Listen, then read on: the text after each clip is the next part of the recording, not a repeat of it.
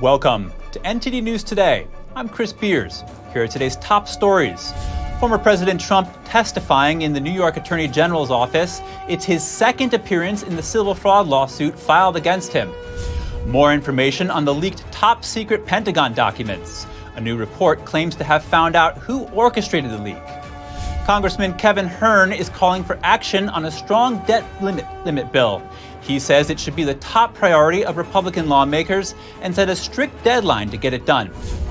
President Trump's campaign accuses Governor Ron DeSantis of taxpayer-funded globetrotting. Is there merit to these accusations? We'll take a closer look.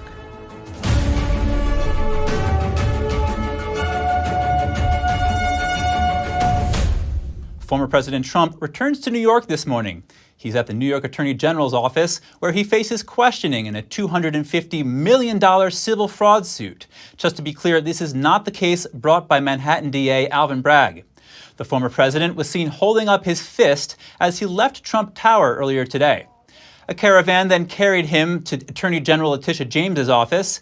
A scattering of protesters waited outside of the building. Before his appearance, Trump attacked the Attorney General on the Truth Social platform for what he calls persecution.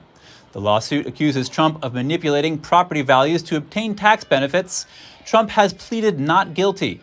Today was Trump's second deposition in this case, what he says can be used during the trial, or even as testimony if he doesn't appear in court. The trial in this case is set to begin on October 2nd. In other legal news, a huge allegation against one of the biggest banks in the world.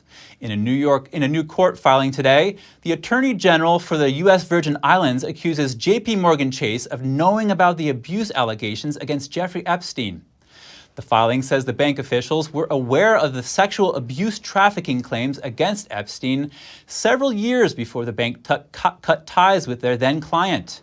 The court document also alleges the bank was aware of potentially suspicious cash withdrawals made by Epstein. The Attorney General is accusing JPMorgan of obstructing federal law enforcement and prosecuting agencies that pursued Epstein.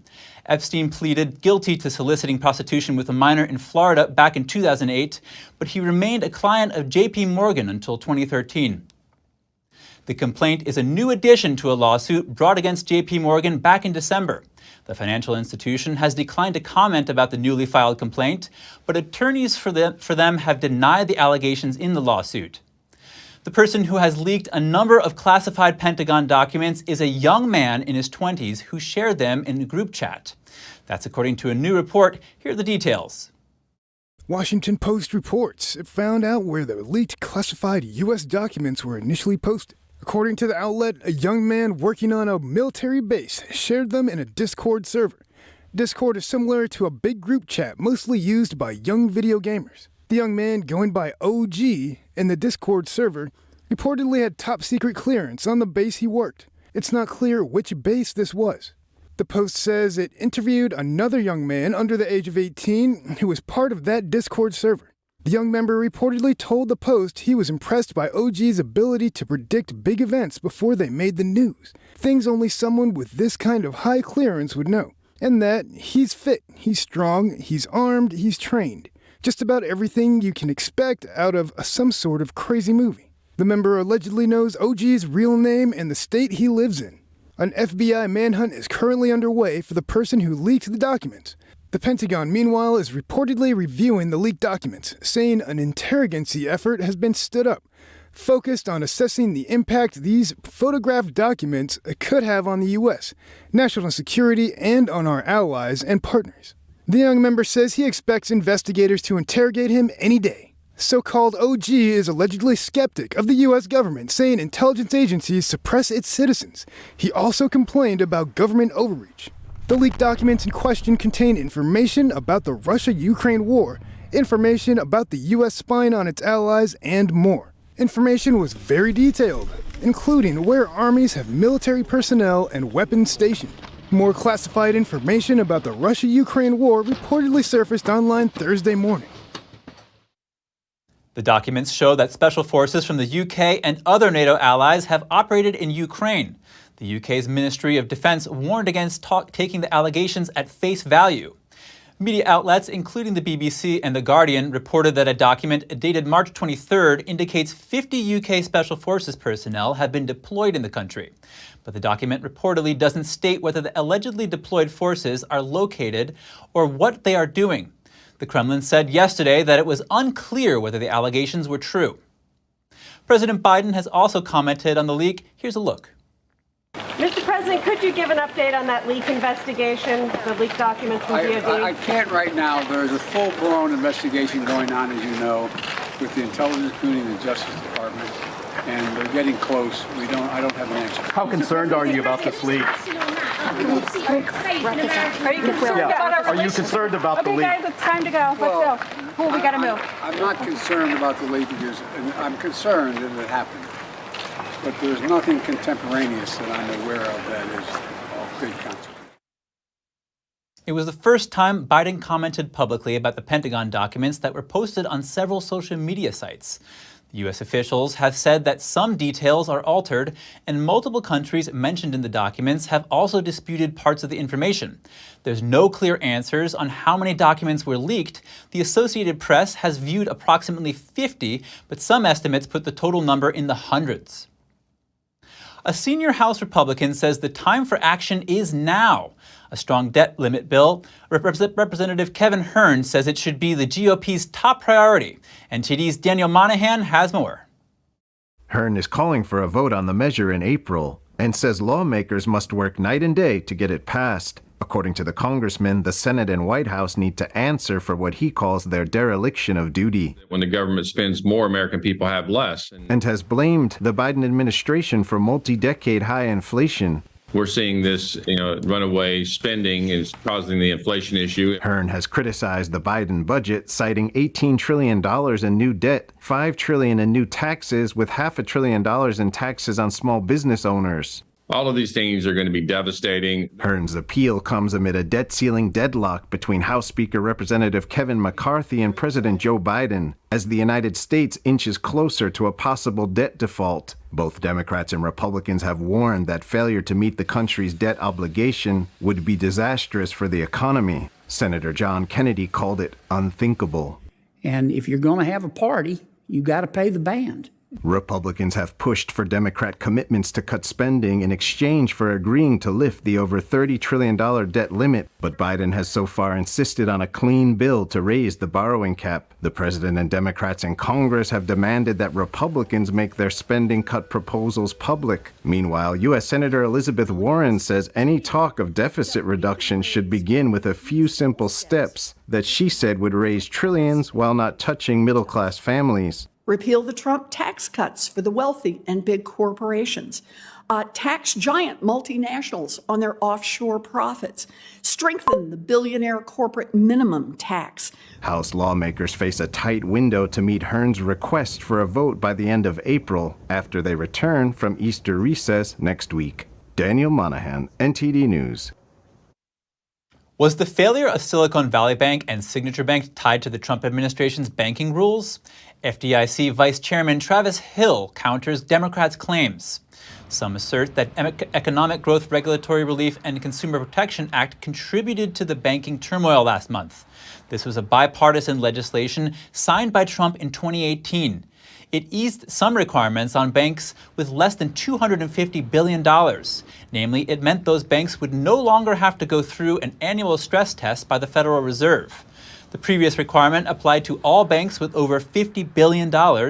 Travis Hill with the Federal Deposit Insurance Corporation disputes that this bill had anything to do with the recent bank failures. Instead, he says it's a result of not handling rising interest rates properly. He says he hopes people can first look at the facts and then arrive at conclusions, rather than starting with a conclusion you hope to be true and grasping around for facts in support. He also urges lawmakers to, quote, propose policy changes based on where we find evident holes in our framework, rather than just trying to undo policies of the past. The IRS says nearly 1.5 million Americans have unclaimed tax refunds for 2019. The statement says they face a looming deadline to claim a total of $1.5 billion before it becomes government property. The IRS commissioner says many people may have overlooked or forgotten about these refunds. There's a 3-year window for taxpayers to file returns and claim refunds. If they don't file within 3 years, any money they could have received becomes property of the U.S. Treasury. Normally, the deadline for filing older tax returns falls around the April tax deadline, but for 2019 returns, that window has been extended to July 17th. The average unclaimed amount for 2019 is just under $900 per filer. Though Florida Governor Ron DeSantis hasn't said he's running for president, he's currently touring across the country. Because of this, the Trump campaign has accused him of taxpayer-funded globetrotting. I spoke with Epoch Times contributor and constitutional attorney Jenna Ellis to see what's behind this claim.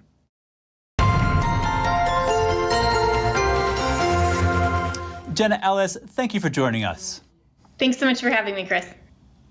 The Trump campaign is accusing Governor DeSantis of using Florida taxpayer dollars to fund unofficial campaign travels without formally declaring a 2024 presidential run. Trump's team is questioning whether DeSantis will resign from office due to Florida's Resign to Run law. Can you explain what that law is? Yeah, so the Resign to Run law has been on the books on and off in Florida for a number of years. And this basically requires any state elected official in Florida to resign their office before running for a federal position. Of course, this law has been off the books when the then Republican-controlled legislature removed the law for Charlie Crist to potentially run for president when he was the governor. And so now they're contemplating doing the same thing if Ron DeSantis, the current governor of Florida, decides to mount a presidential campaign. DeSantis is indeed on a nationwide tour this month. He'll be speaking in both Virginia and New Hampshire this Friday. Does this look like part of a campaign bid to you? And if so, is he technically in violation of this law? He's not in violation of the law because he hasn't announced. And the Trump campaign would do well to remember that President Trump went on a speaking tour and came very, very close to announcing his candidacy for 2 years before he technically announced. And so even though everyone thought that he was likely mounting a campaign challenge, until you actually announce you are not running for president. And so here, to me, it just looks like an attempt by the Trump campaign to bully Ron DeSantis from actually entering the race by having these kinds of ethical questions and legal questions that really don't amount to any sort of real technical violation. There's been talk of the Florida legislature changing the law so DeSantis can run for president while remaining governor. Has there been any progress with this move? And if so, what's your take on changing this law? Well, I think that the law should just be repealed, and it's actually been questioned. Resign to Run laws that aren't exclusive to Florida have been questioned by the United States Supreme Court all the way back in the 70s as potentially being unconstitutional. No person who is in elected statewide office should be prevented from running for a federal office just because they're a current statewide office holder. So there is legislation that has been submitted and introduced in the Florida legislature that's contemplating this change. And so because there is a Republican supermajority in the legislature in Florida, I do anticipate that will be passed, and then Ron DeSantis will have a free and clear choice of whether or not he wants to run for president. His popularity as potential presidential candidate is largely due to his performance as governor of Florida. How would his resignation affect his prospects as a presidential candidate? Well, I don't think he's going to resign at all. I think the Florida legislature will go ahead and change that law so that he does have that free and clear option. I don't think that any Floridians would like to see him resign at all, but I think that nationwide he is the most popular Republican governor, and there are a lot of conservatives, evangelical Christians, and many people who want to see a moral authority return to the Republican ticket that are encouraging Ron DeSantis to run. His PAC raised over $30 million. He still has a giant war chest from running for re-election for governor. And so I do anticipate that he is going to jump into this race, but it is going to be after that law has changed. He's come out and said that he's not going to contemplate that decision until after the Florida legislative session, which ends late next month. So I think we're going to anticipate that announcement either way coming down in June, but I hope he does run. Jenna Ellis, constitutional attorney and former senior advisor and counsel to Donald Trump, thank you for your time. Thanks so much.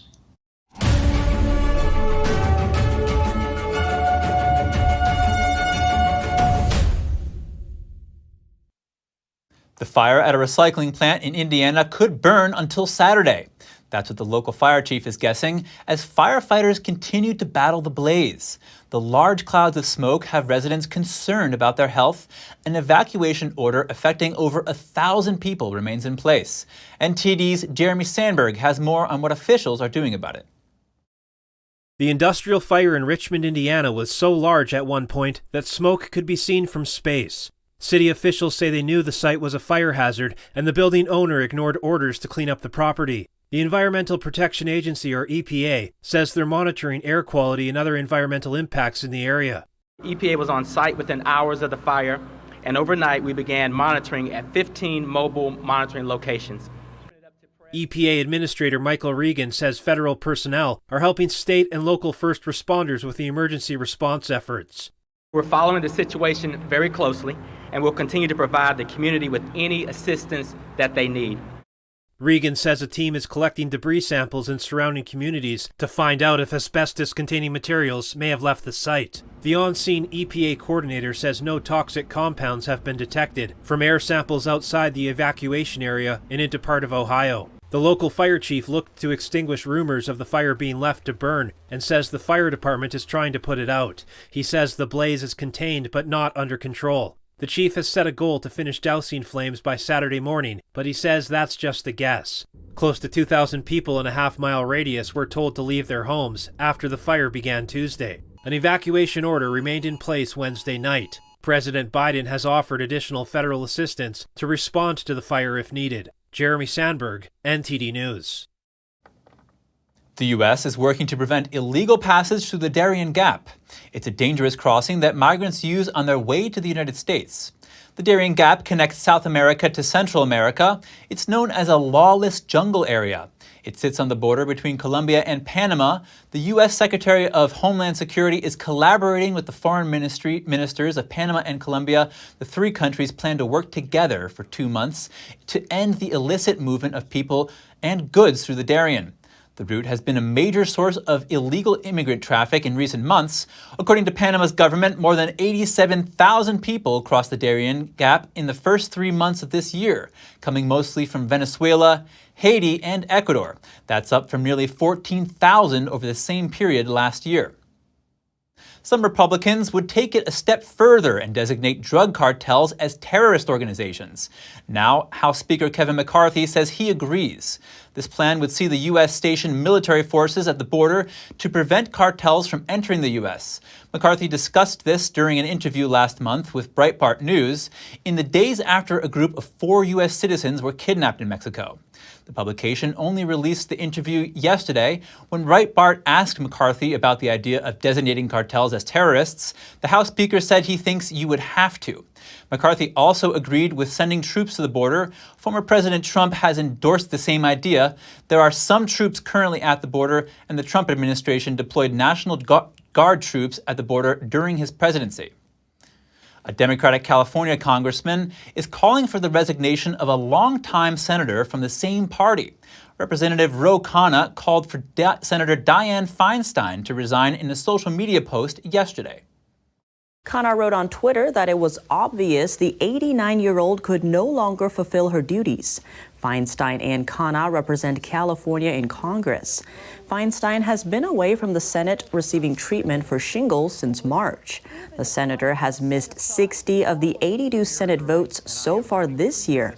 Republican Eric Early announced Tuesday he's entering the 2024 contest to replace Feinstein. Meanwhile, Senator Feinstein says she will return to Washington once her medical team says it's safe for her to travel. Feinstein says she will work closely with Majority Leader Chuck Schumer on how to deal with her absence from the Judiciary Committee. The Democratic National Committee and Steele dossier lawyer Mark Elias are parting ways. The notorious report falsely accused the Trump presidential campaign of colluding with Russia. The divorce was blamed on a number of strategic disagreements. Elias still represents a number of federal and state-level Democratic campaign associations. Elias served as general counsel for the Hillary Clinton campaign during the 2016 presidential election. The lawyer hired opposition research firm Fusion GPS to commission a dossier on Republican candidate Donald Trump. The focus was alleged collusion with Russian government operatives. Fusion GPS entrusted the task to retired British spy Christopher Steele, who eventually fed the dossier to the FBI in 2017. The dossier and its core allegations have either been found false or deemed unverifiable, but were key to the FBI's later investigation of Trump. A bogus charity raked in over $140,000. It claimed to help Ohio residents after the train derailment and fire, but they pocketed nearly all of the donations instead of helping those struggling with toxic fumes and contaminated water. Ohio Attorney General Dave Yost has filed a lawsuit against a man named Mike Pepple. The suit alleges Pepple solicited donations to a nonprofit organization, but then kept the money. The organization was called the Ohio Clean Water Fund. Yost alleges that Pepple and others kept all but about $10,000 when money poured in from more than 3,000 donors. The NYPD is hunting for 3 suspects in a smash-and-grab robbery last month. The thieves took 8 Hermes handbags from a Manhattan auction house. The total value came to over $240,000.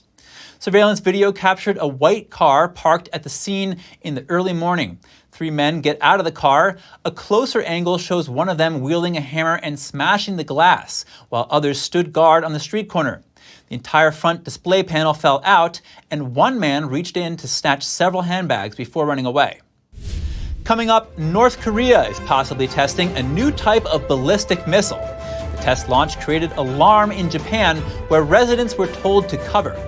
And former UK Prime Minister Liz Truss delivers some stern words about President Emmanuel Macron's recent visit to China. Find out what she thinks about looking to a communist regime for resolution to the conflict in Ukraine.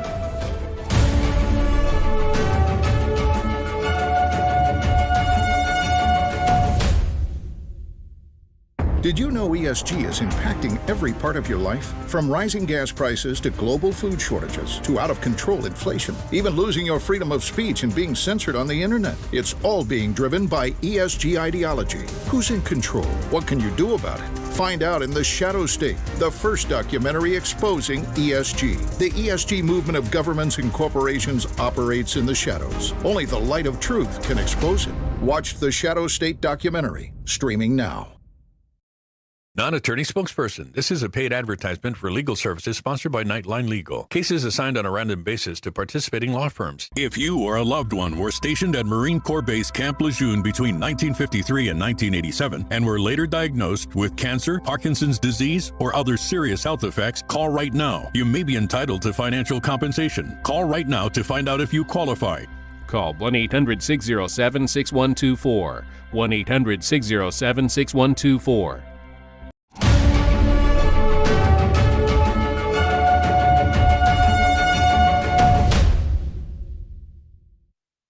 North Korea fired what might be a new model of ballistic missile today.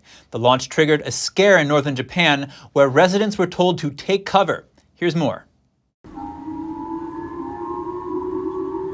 Missile sirens gave a jolt to residents in Japan's northern island of Hokkaido Thursday morning. People were told to seek immediate shelter after North Korea fired what appeared to be a new model of ballistic missile. The rare missile alert caused a lockup in train schedules. Commuters looked confused at service delays at Sapporo's train station, a break from its usual extreme punctuality. The evacuation warning was later lifted after the missile was confirmed to have fallen outside Japanese territory. Despite the troubles it caused, Chief Cabinet Secretary Hirokatsu Matsuno defended issuing the alert. Since the point of the J alert is to promptly inform the public of the danger of falling objects from missiles, it was issued from the perspective of prioritizing the safety of our citizens. I believe the decision to issue the alert was appropriate. Pyongyang's missile flew around 620 miles, according to South Korea, which called it a grave provocation. The launch came days after North Korean leader Kim Jong-un called for strengthening the country's war deterrence in a more practical and offensive way to counter so-called moves of aggression by the United States. Pyongyang's strong words came about as the South continued joint military drills with the US. The South Korean Air Force performed aerial refueling exercises in clips it released this week. While condemning the latest missile test, Washington renewed its offer to open talks. National Security Council spokesperson Adrienne Watson said in a statement, "The door has not closed on diplomacy, but Pyongyang must immediately cease its destabilizing actions and instead choose diplomatic engagement."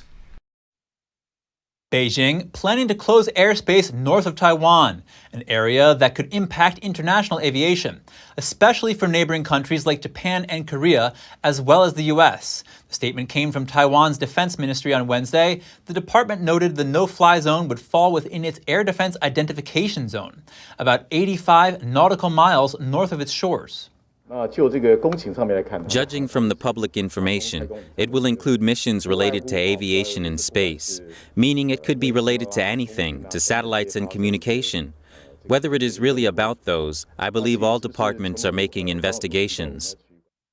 A Japanese news agency said the no-fly zone also included part of Japan's exclusive economic zone. Hours later, the island said it had successfully urged China to drastically narrow its plan, shortening the no-fly zone's timeframe to about half an hour on Sunday morning. That's down from the originally scheduled 3 days. The change will help avoid severe travel distributions, as happened during Chinese military drills last August. Former UK Prime Minister Liz Truss has some stern words about French President Emmanuel Macron's recent visit to China. Truss says looking to communist leader Xi Jinping for a solution to the conflict in Ukraine is a mistake and a sign of weakness. And she criticized Macron for his lackluster stance on Taiwan. NTD's Jeremy Sandberg has more on the former Prime Minister's comments. The idea that we can treat China as just another global player is wrong. It is a totalitarian regime, and we need to adapt our policies accordingly, and we need to be... Truss was speaking at the 2023 Margaret Thatcher Freedom Lecture hosted by the Heritage Foundation in Washington, D.C. on Wednesday. The former UK Prime Minister criticized French President Emmanuel Macron for his proposed stance on Europe, staying out of issues regarding Taiwan. And supporting Taiwan is not a distraction from supporting Ukraine. Putin and Xi have made it very clear that they are allies against Western capitalism. Truss believes looking to the leader of the Chinese Communist Party, or CCP, for a resolution to the conflict in Ukraine is a sign of weakness. She says Western allies need to work together and be much more skeptical about statements and promises made by the CCP. The British politician condemned Macron and Ursula von der Leyen's recent visit to China. I think it was a mistake. I think it showed a divide in the West which doesn't exist. And I also believe that we should be much, much tougher on supporting Taiwan at this juncture.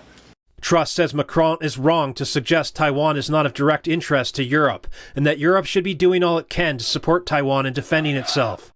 The Chinese regime's military declared Monday it is ready to fight after it finished large-scale combat exercises and a simulated blockade around Taiwan. Jeremy Sandberg, NTD News.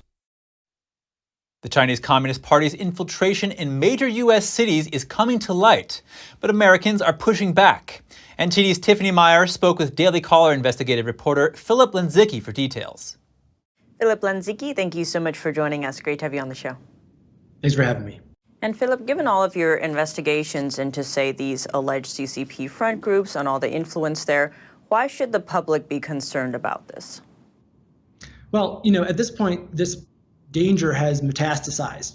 We are now seeing reports where they're setting up, shop essentially. They've got police stations in New York City, apparently, that have been raided now. But we know, and I can tell you based on my investigations into these matters, this is not the end of that story. They have now established a global network that includes police stations, but is not limited to that effort. And so if your audience is in middle America or in a big city, the sad reality is that they are very likely within, close proximity to these type of operations. And that's exactly what the Chinese Communist Party is trying to accomplish. They're trying to threaten us and keep their overseas members under close watch. So I think that it's time for us all to recognize this threat, not to be afraid of being called names which really do not hold up under scrutiny. And we need to do something collectively before it's too late.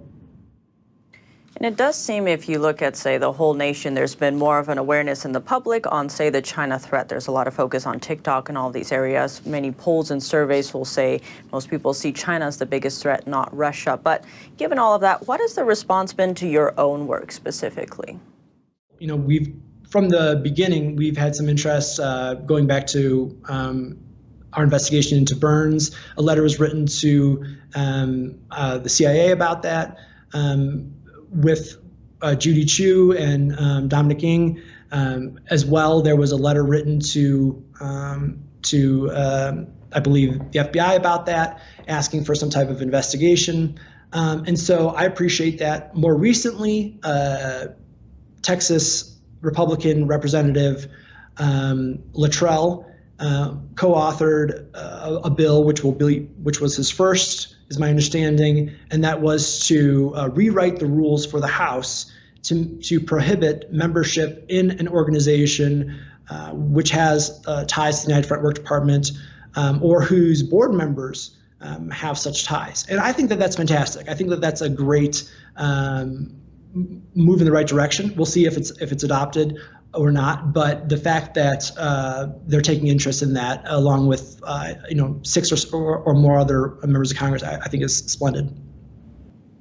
And Philip, with all the different areas covered today, any final words you'd like to add? I think that while we go through this truly ugly conversation, and it really is, we need to be sure about that. I think it's important that we try to stay positive, that we remain optimistic, and we keep faith in our system, and try to find that which can be made light of as we move through it. And I'm going to work on that, and I hope that you do too on your show. Well, Philip Lenzicki, thank you so much for joining us. Thanks for having me. And if you have any news tips or feedback for the show, don't hesitate to email us at news.today@ntd.com. Coming up, Ukraine clings to the city of Bakhmut as fighting continues and the front lines are pummeled. The city belongs to a region Russia claims to have annexed. And Germany's foreign minister visits China and says the Chinese regime needs to pressure Russia to end the war in Ukraine. More shortly here on NTD News Today.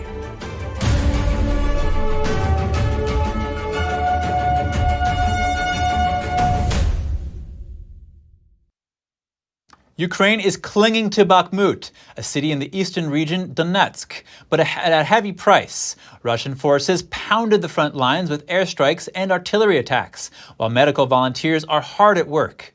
Before we take a look, I want to warn you, some viewers may find these images disturbing.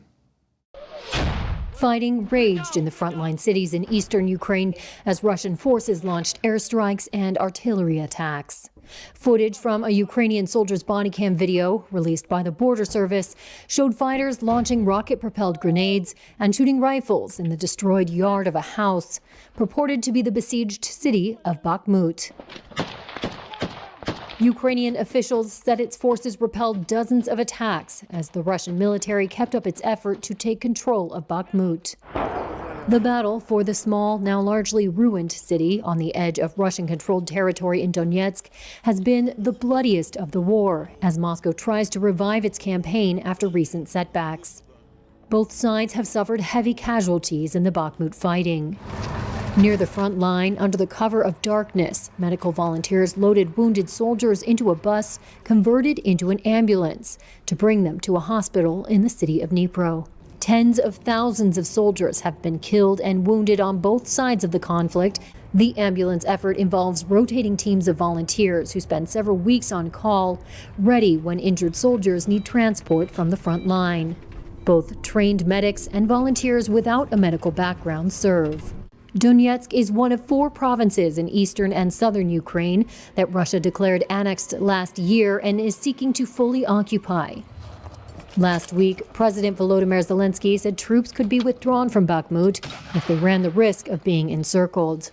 Kiev and the West say the smashed city has only symbolic importance.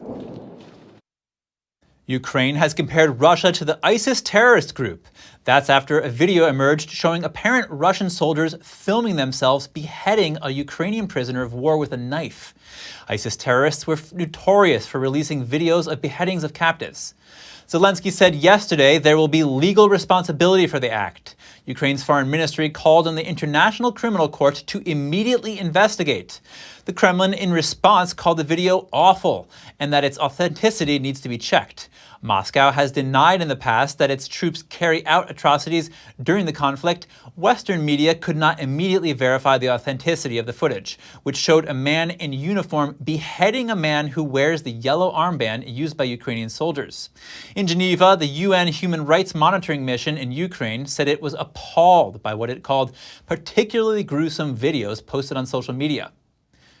The German foreign minister visits China. She says China must help end the war in Ukraine, since the Chinese regime has the most influence on Russia. Only one person can end this war. That is the Russian president. And one country has the most influence on Russia, and that is China. That is why I'm also campaigning on this trip for China, as a permanent member of the UN Security Council, to stand up for peace in the world and help to ensure that the brutal Russian war of aggression is finally brought to a just end. She also said a conflict between Beijing and Taiwan would not be ideal, since 50% of economic deliveries pass through the Taiwan Strait.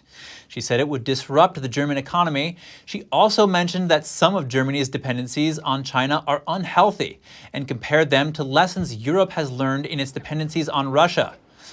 Baerbock also visited a German company in China and toured a German language school there. Part of the expected purpose of her trip is damage control after the French president made seemingly anti-Taiwan comments. His remarks appear to be at odds with the European Union. Baerbock has been more wary on relations with China than the German chancellor and is drafting a China policy aimed at reducing German dependence on trade with Beijing. Norway is expelling 15 Russian embassy officials. The foreign ministry said today that they are intelligence officers operating under the cover of diplomatic positions. The Norwegian government says the expulsion amount to a quarter of Russian diplomats. It's the latest instance of Western nations expelling Russian diplomats. So far this year, Estonia, the Netherlands, and Austria have also expelled Russian diplomats. Norway's foreign minister said the activities of the officers posed a threat to Norway and that their activities had been monitored over time. The Russian Foreign Ministry said Moscow would respond to the expulsions. When we come back, NASA is simulating life on Mars. A 4-man crew commits to tight quarters for the study as prep to send astronauts to Mars sometime in the next decade. And a teacher says his students dream of the stars. In a town near Russia's space launch pad, the town is full of museums and murals from the space era. Stay tuned for more on that when we return.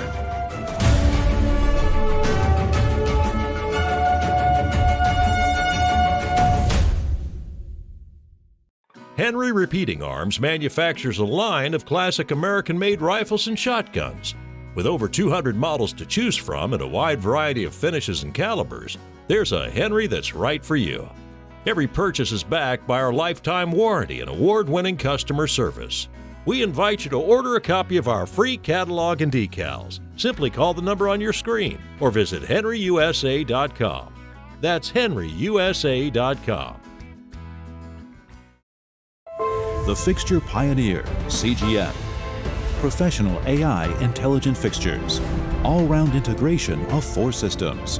High precision, high durability, high quality. 2-micrometer repetition accuracy. More than 80 patent certificates. ISO 9001 approved. Precision clamping to meet your every need. CGM has it all. Pride of Taiwan, CGM.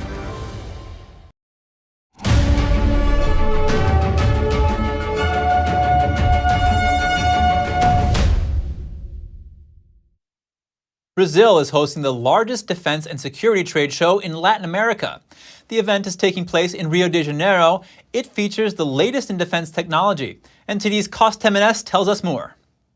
The 13th edition of the LAAD Defense and Security Exhibition started in Rio on April 11th. Over 130 official delegations from all around the world are expected at the event. Exhibitors represent over 400 brands, covering a wide array of subjects, from aeronautical and naval engineering, as well as ammunition and armaments, to vehicles, cyber defense, and personal and tactical equipment.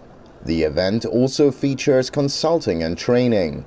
In Tuesday's opening ceremony, Brazilian Defense Minister José Múcio emphasized the importance of the defense industry for the country.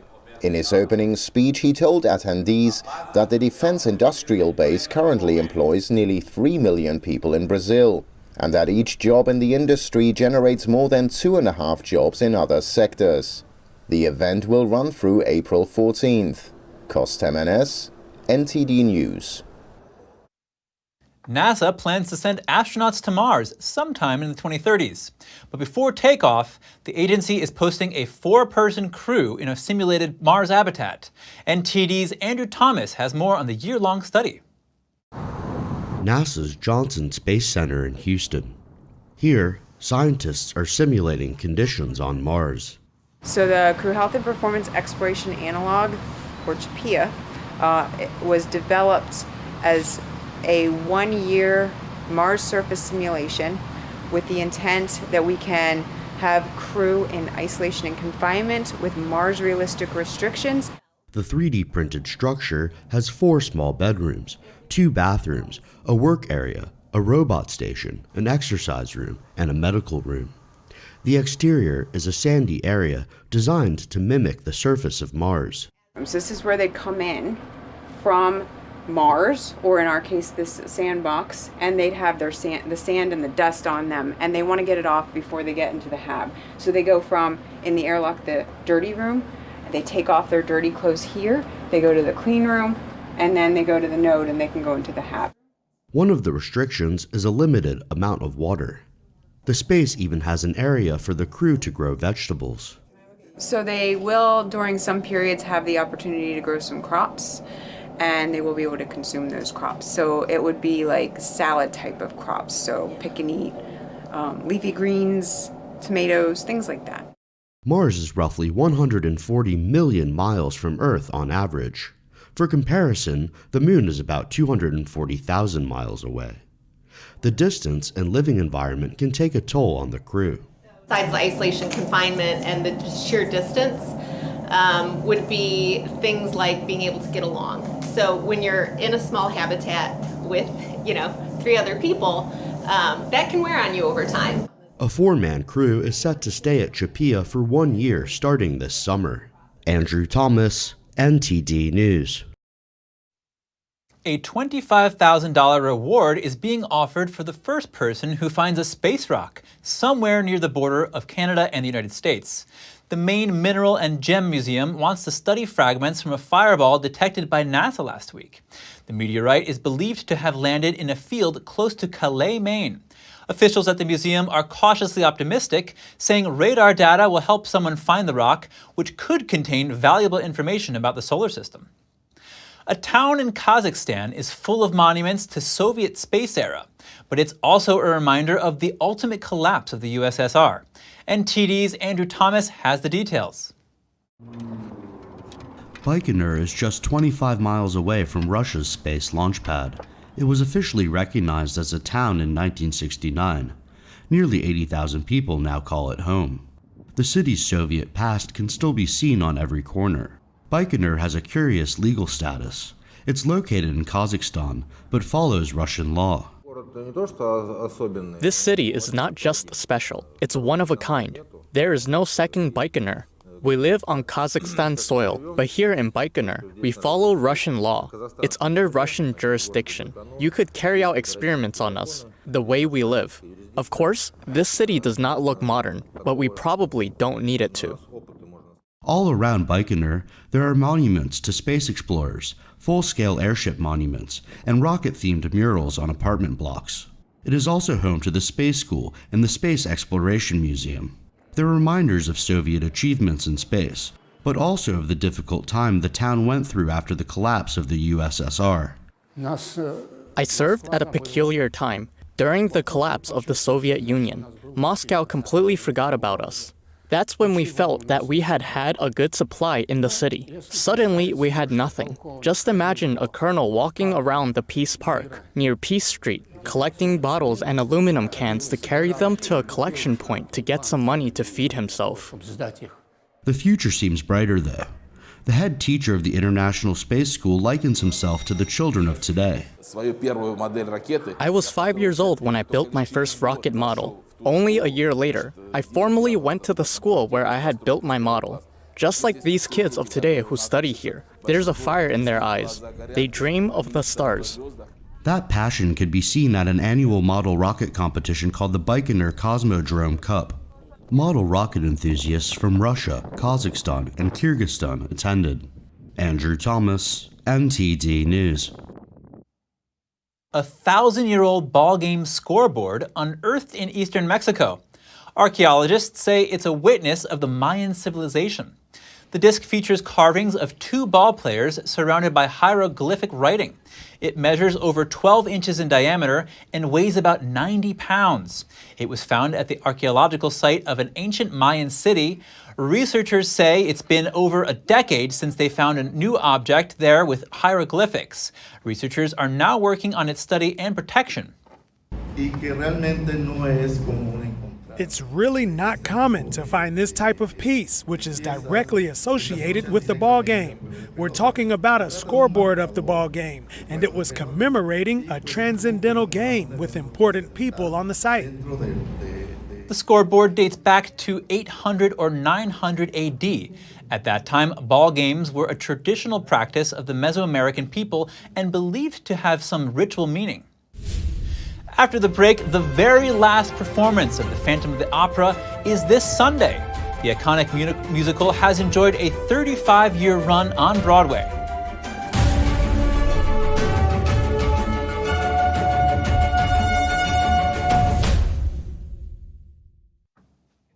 It's been 35 years now, but now The Phantom of the Opera will end on Sunday. NTD's Andrew Thomas has more from the actors and musicians involved in the longest-running show on Broadway. In February, producers announced The Phantom of the Opera would close due to a sharp drop in ticket sales. Understudy Ted Keegan said each moment since the announcement has been precious. To be looking at this as being our final week open, we've known for months at this point, and it was always looming far in the future. It didn't seem as though it was something that was imminent. Concertmaster Joyce Hammond has been with the show for 33 years. She compared the feeling to leaving for college. You're leaving a place that is familiar and that you love and has so many memories, but you're excited about where you're going. This is very similar, though it's been pretty much twice that amount of time. Richard Poole is a long-running cast member. The actor has 8,000 shows under his belt after nearly 25 years. I get up every morning and I still pinch myself, even to this day. When we see that there's a closing, I still pinch myself and go, I can't believe I've had this experience. It's amazing. It's amazing. It's just been the most beautiful and incredible gift. The Phantom of the Opera has been a staple within the world of Broadway. The musical won over 70 major theater awards. There have been over 13,700 performances since its debut in 1988. Many of the show's original cast members and celebrity fans will attend the final performance on April 16th. Andrew Thomas, NTD News. Red, yellow, pink, and more. It's tulip season, and New Jersey's Dalton Farms is colorfully painted with tulips in full bloom. Dalton Farms Tulip Festival started this year at the end of March. The organizers' website says now 1 million flowers are in full bloom. Gardening website Garden Find says tulips can represent many things depending on the color of the flower, but generally represent love, rebirth, new beginnings, or charity. And while tulips are prominent in Dutch culture, they originated in Central Asia and migrated from that region. Visitors to Dalton Farms can simply enjoy the beauty of flowers, or they can pick their own flowers for $2 a tulip or 10 for 10. Add that to the price of entry tickets, $12 online and $16 at the gate if available. This year's festival ends next Friday. The world's oldest gorilla has turned 66 years old. A Berlin zoo threw her a birthday party with a special treat. Berries, fresh fruit, and salad. Fatu, the gorilla, enjoyed her rare birthday feast. Her daily diet consists mainly of vegetables because fruits contain a lot of sugar. Fatu set a record, outliving the average gorilla by more than 20 years. This also means she needs even more care. While the zoo has 5 other gorillas, she lives in her own enclosure. Western lowland gorillas like Fatu are considered critically endangered due to habitat losses. There are plenty of drug-related ways to treat headaches. However, why risk side effects from medications when you can go all natural? Here's Gina Marie with Strong Mind and Body.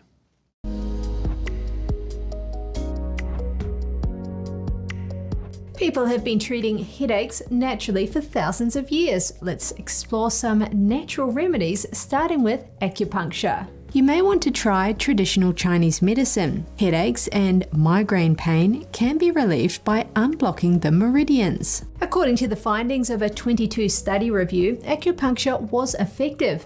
It was similar in effectiveness to common migraine medications. Next, let's look at electrolytes. Electrolytes are minerals. These include sodium chloride, magnesium, potassium, and calcium. If they are out of balance, which is usually caused by dehydration, you may get a headache or migraine.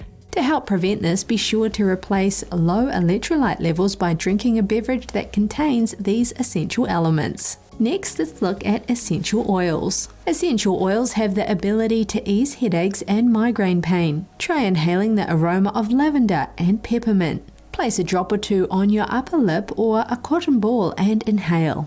Get some relief by rubbing peppermint oil onto your temples or the back of the neck. Next, let's look at ginger. Ginger can relieve headache pain. A study appearing in Phytotherapy Research reported that ginger powder was comparable to a common prescription drug for migraine. It has been used in natural medicine for centuries. You can use ginger tea or a supplement. And finally, let's look at water. Did you know that not staying adequately hydrated can cause both migraines and tension headaches? So make sure you drink plenty of water daily and eat water-rich foods like fruits and vegetables. Today is National Thomas Jefferson Day, a chance to take pause and honor the 3rd President of the United States. It's observed every year on April 13th, Jefferson's birthday. Jefferson was one of the nation's founding fathers and was a prolific writer and reader. He's best known as the primary author of the Declaration of Independence, but he also wrote countless manuscripts and maintained a vast written correspondence with his contemporaries. His library reportedly contained 6,500 volumes. A true Renaissance man, Jefferson was not only a lawyer and statesman, but also a scientist and student of many academic disciplines. Thank you for tuning in today. If you'd like to share any news tips or feedback for the show, please feel free to email us at news.today@ntd.com. I'm Chris Beers, NTD News, New York City.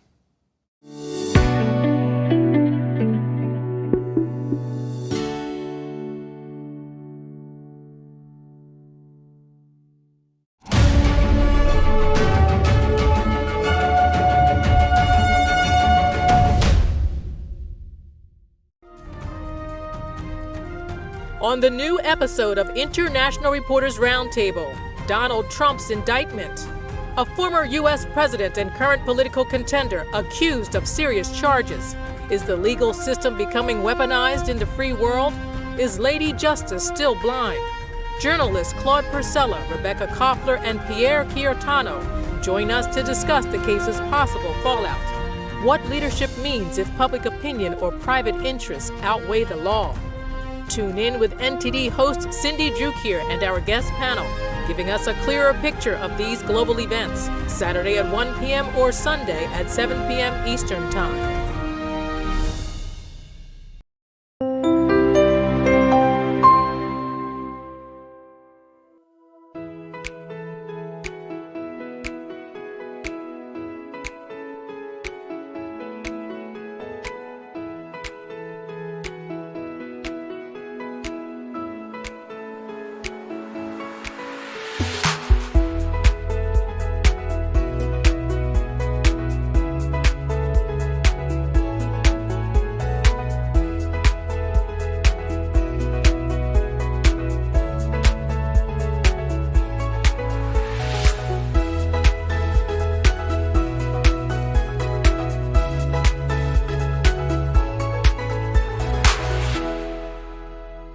Thanks for watching us on YouTube. Did you know YouTube only keeps selective videos on its platform? So if you want to make sure you get the full picture, just subscribe to our newsletter.